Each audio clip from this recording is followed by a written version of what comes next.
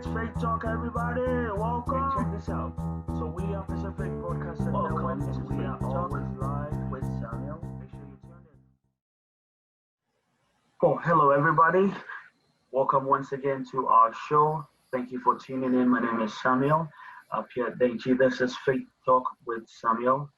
Thank you once again for tuning in. If you're joining us for the very first time, I would just want to welcome you to our show.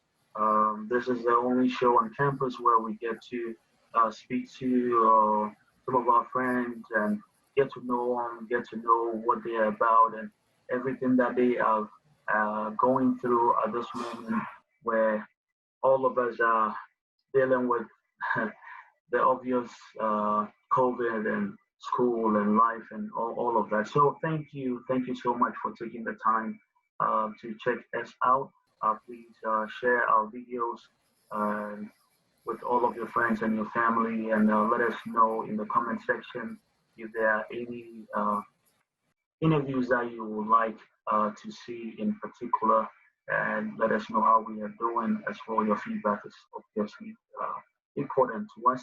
But I have a really special guest with me today, a good buddy of mine. You go by Drew or Andrew? How does that Uh, work? yeah, so my friends call me Drew, but yeah, Andrew, most people call me. Sure, sure, sure. So thank you, Andrew, for giving us some of your time today. I really appreciate you. So let's Of course. start off. Who is Drew? So tell us a little bit about yourself. So who is Drew? So for me, yeah, I grew up with a lot of different interests. So I'm a big sports guy. I love sports. I play baseball. That's my thing. And I'm also a dancer too. So that's Yeah, kind I of like saw that. my I gig saw I too. saw some of your pictures, and I'm curious. I haven't seen a video yet, so uh, Yeah, I don't know if it's on the my handle, but yeah, I should check. But yeah, I did so many different things. I've done hip hop, modern, contemporary ballet, all that sort of stuff. So yeah, it's really fun too. I grew up with that just as much as baseball, and yeah, I enjoy it very much. so Drew, let's talk a little bit about faith, right? How much of your faith has been tested in this year with everything, given everything that we are dealing with? Are you still able to connect with God the same way prior to all of this happening? Yeah. So for me, it's that's also been difficult with my faith. I haven't been able to, just like many other people, I haven't been able to go to church with my family. You know, joining it virtual is kind of difficult with my church. They don't really have I believe they don't really have really a set way of handling things in pertaining to virtual world. But yeah, it's been tough. I haven't. It's been very difficult for me. But I mean, for me with my faith, I've just tried. I've always thought of it this way: that you know, God has a way for all of us, and it's more so how we get through the tough events and remember that He's always with us. I remember there's this verse in John that John 14 that I like. Don't let your hearts be troubled. Trust in God and trust also in me. So um, yeah, I um, that script really resonates with me in terms of my faith and how I get through, tough times such as COVID. And I know I've been through tough times before, whether it be academics or, you know, social relationships or sports. But I've, always found a way to trust in God. I wear a cross myself to remind me of that all the time. And, I have this from my grandmother we got from our church. So it's always been, yeah, just trying to keep the faith and everything. So yeah, stay really connected to that. So I like that scripture you just shared with us. That's John 14 verse 1, right? It says, Correct. "Don't let your Yes. hearts be troubled.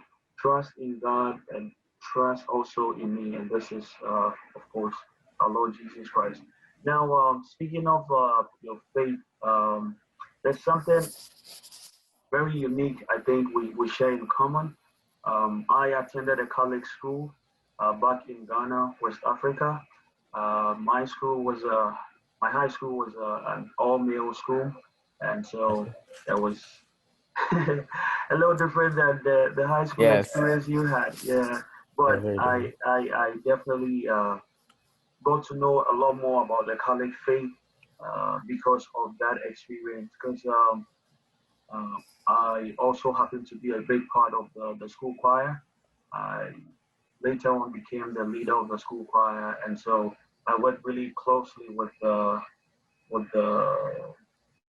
the Catholic priest that we had and the chaplain of our school at the time, Father Lenwa. So I got to know a little bit about the Catholic faith and again, like the way the Catholic services are practiced and all that. And I know um, at every mass that is, which is, or at every mass, which will be like a normal church service for the other uh, Christian denominations. Um, uh, this, what is it called? Communions are served, Communions, yeah. right? Communions are served in the Catholic faith. Communions are served at every mass, and so I can imagine how that will be almost impossible. Be that it's we are now in virtual times, right? Right. Exactly. Yeah. So anyway, um, you alluded a little bit to family, and I want to believe you have at least some family with you where you are now, right? Yes. Right now, I'm fortunate. I have my both my parents and my younger brother, who's in his second year of high school too, doing the same thing as me, Mm, with my first year in college. But yeah, I've been very fortunate enough to have the support from my family as well. So definitely, yeah. definitely. So is it just the two of you? Are you the only siblings? Do you have Yes. other siblings? Yeah. My younger one, it's my only one. So yeah, it's just the two of us. Yes. Oh, that's nice. You have a little brother. That's amazing. I Yeah. have all sisters, so I'm We have kind all of missing sisters. out on that. Yeah. Yeah. Well, the We good thing don't. is that I have a couple of stepbrothers too. So, but Mhm. my actual sisters are all like just all female. So let's talk about the fall semester. This should have been your freshman year, right? Correct. Yes. My freshman year. And like you said in the beginning, the way you graduated high school is pretty much the same way you were starting your college profession or your college life. Um, so I guess the question is, how has it been for you so far? How has the semester been? Being that everything is being done on Zoom and all that, and also if you could tell us about your uh, what you're pursuing as far as school goes. Okay. Yeah. So far this semester, wasn't what I was expecting, preparing for online, but uh, I'd say the school's doing a really good job with it, especially my professors being very accommodating to all the students' needs and whatnot. But it's and when I say it, wasn't like what I was expecting in terms of a positive way. It's actually been a lot better than what I was expecting initially. I wasn't sure how, the online format was going to be initiated, or you know what the accommodations would be for professors and to students, as it was for Mm, me in high school when I ended. But it's been pretty good so far. I would say, yeah, the classes have been very helpful and accommodating, and it's been good. But yeah, and so for me, my major is health exercise science, and I'm hoping to pursue a career in physical therapy. nice. So that's kind of like my career track as of right now. But yeah, it's in terms of that, it's been great too. My professors have been, really helpful and shown a lot of guidance towards me, and all the aid I need and assistance. But yeah, it's been great. They've they've been really great with it so far, and I'm looking forward to continuing.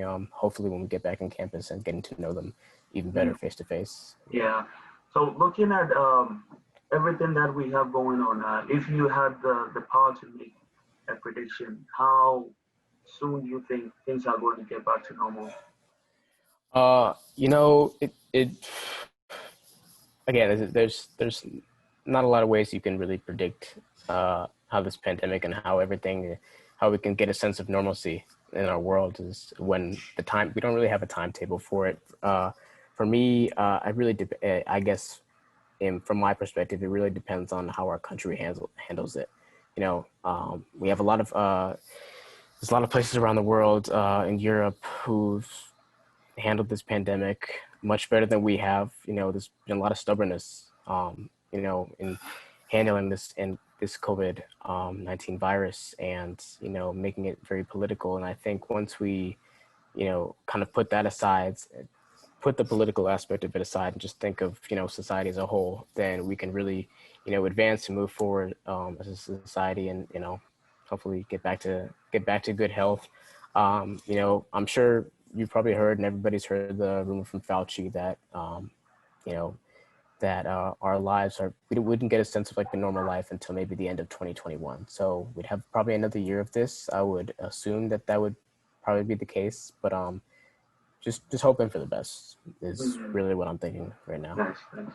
Well, that's all we can pray for, right? Hoping and praying for the best possible outcome from all of this, where all of us can get back to normal lives, where we can be able to interact with our friends and our families again in the best possible way. Now, I want us to shift gears a little bit into maybe a bit uncomfortable topics, if you will. Um, I see on here on your social media feed, you have Black Lives Matter. Um, you have their tag in here, and looking at that, I just was thinking of us as we get into a little bit of social topics, right? Right. How do you see racism, right, in terms of how it plays out in our country, right? But we are also not just Americans or people of color or this group or that group, but we are also children of God.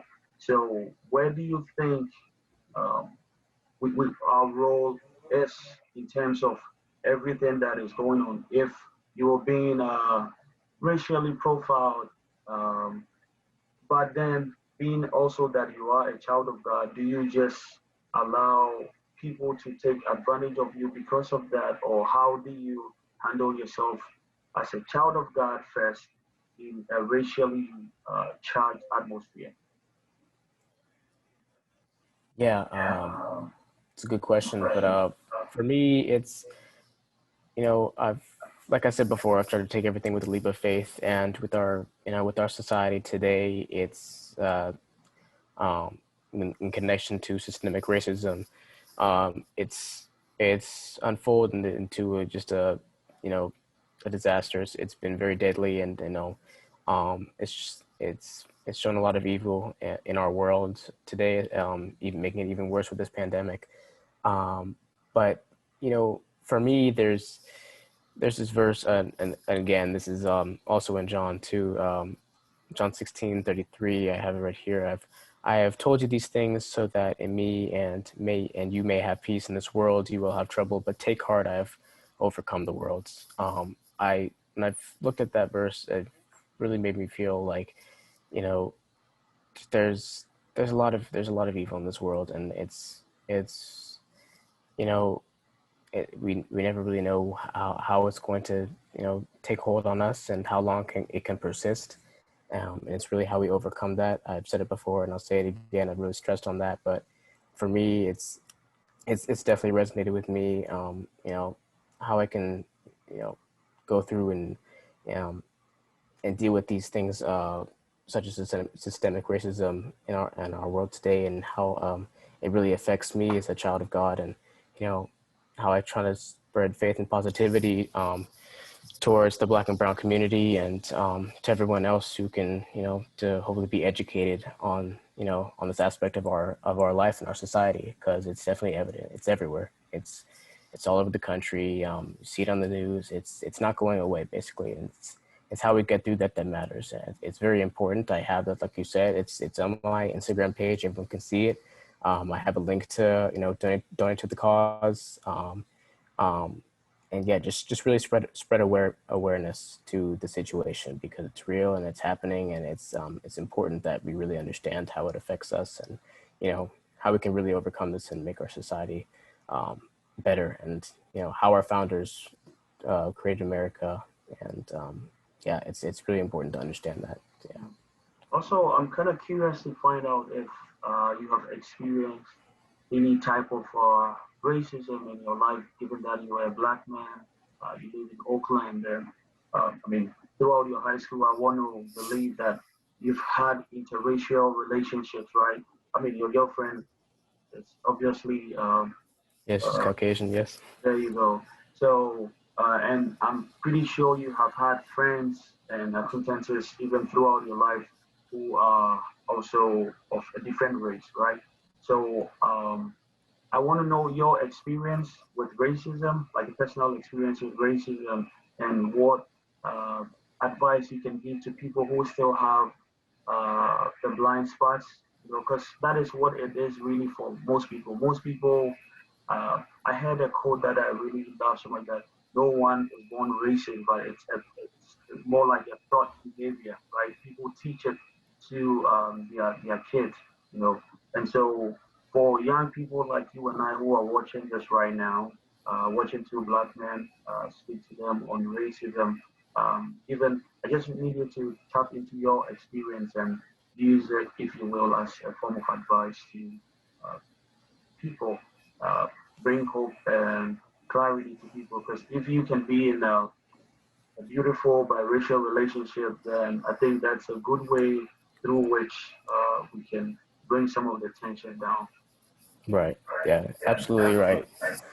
As far as my experience with racism, I've been very fortunate enough to, you know, go through this upbringing where I've been to a very diverse private school, both junior high, yeah, middle school with into high school, and yeah, it's I've been very fortunate enough to, kind of have this grow up with this diverse set of friends. Uh, with diverse ideas and passions in their life, and uh, it's really been a blessing for me having to deal with that and just immerse myself in different backgrounds and identities and whatnot. But uh, as far as my experience with it, I've been fortunate enough to haven't have dealt with uh, you know a lot of systemic racism as as other people may have, that's had it worse than me. But I'm not going to deny that there has been instances where I've noticed that myself. I remember a couple years ago, my friends and I, both my friends, uh, so my friend was black. Another white friend was with me. We were walking to a Safeway, and we noticed that there was this security guard who was casing us in a store. So that was kind of like my first experience with it, of racial profiling. That's Mhm. definitely something that I took note of back then, junior year of high school, and yeah, I still see it a lot today. My mom experienced it too with her job, and yeah, it's all very interesting. It I would say it can happen to the best of us, and it's not much you can do to stop it other than just raise awareness, like I said before, and then keep the faith. But yeah, that's it's been my experience too. And like you said, yes, I am in a biracial relationship. I myself I'm biracial, identify as biracial. My dad is white, my mom is black, my girlfriend is white, and there's me. So I think that's really important for to everybody to understand that this is okay, and it's good to have that sort of mix in your life. It's really important, and it brings a sense of unity and harmony to the world. And I think that's it's really crucial and key to understand that, especially during these times. So Yeah. And so for young people like yourself and I who are watching us, I think we have a great opportunity, right, to turn a new page in terms of race in America.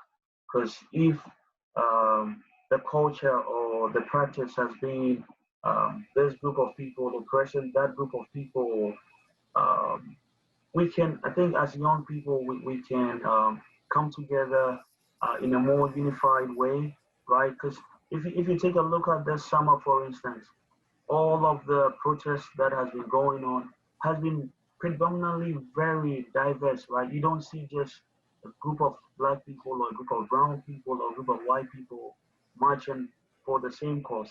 It's it's Exactly. really very diverse and it's really beautiful, a beautiful thing to see that at least our generation is making the effort, right, to try and turn a new page. What do you think of it in terms of the change that we are seeing, and what are some of the things you think is informing this new paradigm shift? Right. I think it's beautiful. It's incredible. It's inspiring and very uplifting, especially for me as a person of color to see this. You're right. It's with the movement of Black Lives Matter. It's it's not really to it's not really to say that it's just Black lives that matter. That's what you know that's what the misconception that a lot of people fall into. It's like, wait, what about our lives and everything else? We're not denying that, right? We're not denying that your life doesn't matter, and his or hers, and whoever your whatever your nationality or race or your background is. It's to raise awareness and to help understand that these are the people who have been marginalized and oppressed throughout their history of being on this earth, and it's important to understand that and to live it, and to really see it through not just your eyes, but the eyes of other people. And it's really peaceful and amazing for me to witness that diverse set of people joining this movement. And like I said before, it's really important to understand that. And I'm it makes me very happy, especially during this period of turmoil and evil in our lives. But it's been great, and hopefully things get better from here. I'd have to keep the faith and Definitely, yes, exactly. definitely. So my final question to you, Drew. There's been COVID, there's been fires, there's been protests. We have the election coming up. 2020 has been a whole lot to take in. Taking classes virtually and all that. Um, when you look at the future, are you hopeful or fearful?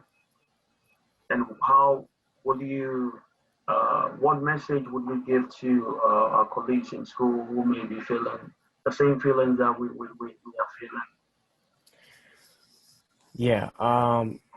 So this is no doubt unprecedented times. And it's really important for my message, at least to collegiates, students, and everybody else out there who's doing online, who's going through things online, whether it be school or jobs and et cetera, um, to to just keep it much keep it keep as much faith as you can. I know it's it's really tough and it may seem like it's not possible, but hey, that's all we can do right now. And just know, like, we're all in this together, really. It's you're not alone in this. I mean, you and I both are sitting here doing the exact same thing as hundreds of thousands of students all over the country and all over the world practically. So Definitely. is we're all in this together, and we just got to keep pushing and moving forward in this, and just hope for the best. Do what you can to stop the spread, and then raise awareness to all the situations that's going on in the world, and just keep the faith. Thank you. Definitely, definitely. So, many thanks to the man Drew. Thank you so much for joining us, and that has been our show, Faith Talk with Sure. Samuel. Thank you all for tuning in. Once again, please take care of yourself wherever you find yourself. Like you said, we are all in this together, and so let us don't lose hope. Let us all have faith and know that better days are ahead of us. And so, thank you all for tuning in. Thank you once again to my brother Drew Thanks so much. Appreciate you having me. us today on this very special episode. And so until we come your way again with another beautiful episode, please keep the faith up, and we'll see you next time. Thank you. Thanks so much.